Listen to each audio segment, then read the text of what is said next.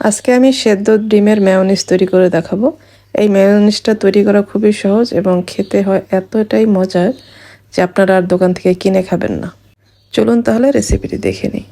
এখানে আমি একটি প্যান নিয়েছি, প্যানে আমি পানি দিয়ে দিয়েছি। প্রথমে পানিটা ফুটে ওঠার পরে আমি 2টা ডিম ভেঙে দিলাম, দিয়ে একটু ঢেকে দিব। এই 2 মিনিটের মতো ঢেকে দিব। দেওয়ার পরে দেখবেন যখন ডিমটা মোটামুটি সেদ্ধ হয়ে গেছে, ভিতরে হালকা একটু নরম থাকলেও সমস্যা নেই। আমি এটা উঠিয়ে নিব। এখন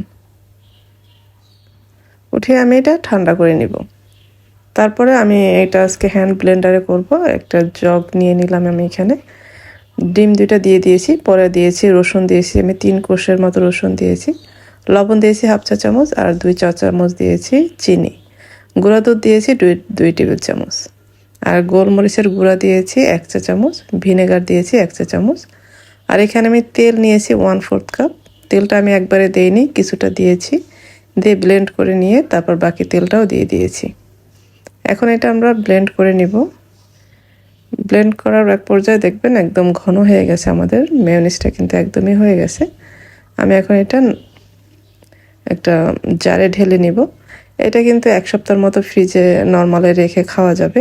আর এই মেয়োনিজটা এতটাই মজার হয়, আপনার যে কোনো খাবারের সাথে আপনারা এটা দিয়ে খেতে পারবেন। খুবই মজার হয়, বাচ্চারা তো অনেক বেশি পছন্দ করে। আশা করছি রেসিপি আপনাদের ভালো লাগছে। ভালো লাগলে লাইক, কমেন্ট এবং শেয়ার করে দিবেন।